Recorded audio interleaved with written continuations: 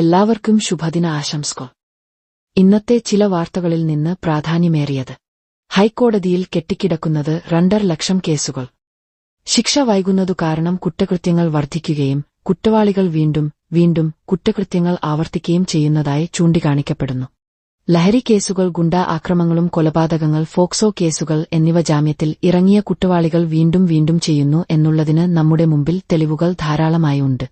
രാഷ്ട്രീയക്കാർ കുറ്റവാളി സംഘങ്ങളുടെ കയ്യിൽ പാവകളായി തീരുന്ന സ്ഥിതിവിശേഷം ഇന്ത്യയിലുണ്ടെന്ന് സ്ഥാപിക്കുന്ന NN കമ്മീഷൻ റിപ്പോർട്ട് 1995 വീണ്ടും പരിഗണിക്കപ്പെടേണ്ടതാണ് എന്ന് ദ ഗ്രേറ്റ് ഡോങ്കി ആവശ്യപ്പെടുന്നു.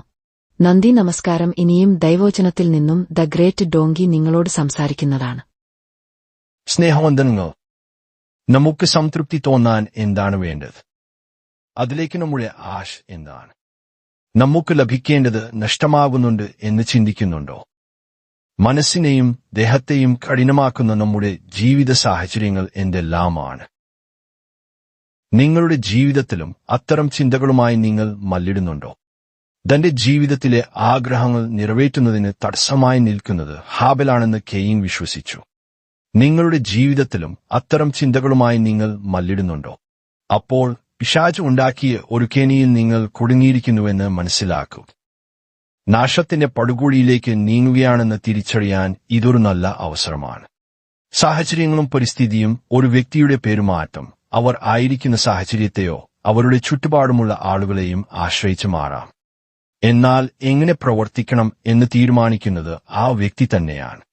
ഇത്തരക്കാരുടെ രക്ഷയ്ക്ക് ലോകത്ത് ഒരേയൊരു ഉപദേശമേയുള്ളൂ. അത് നന്മ ചെയ്യാൻ പഠിക്കുന്നതിനെക്കുറിച്ചാണ്.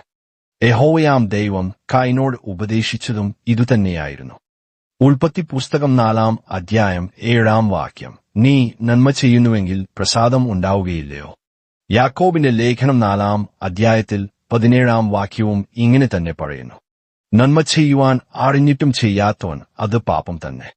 യാക്കോബ് 1:15 വീണ്ടും ഇങ്ങനെ എഴുതിയിരിക്കുന്നു. മോഹം ഗർഭംധരിച്ച് പാപത്തെ പ്രസവിക്കുന്നു, പാപം മുഴുത്തിട്ട് മരണത്തെ പേറുന്നു. എന്റെ പ്രിയ സഹോദരങ്ങളെ, വഞ്ചിക്കപ്പെടരുത്.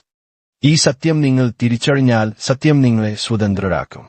സ്നേഹവന്ദനങ്ങൾ. നിങ്ങളുടെ വിലയേറിയ അഭിപ്രായങ്ങൾ കമന്റ് ബോക്സിൽ എഴുതി അറിയിക്കുമല്ലോ.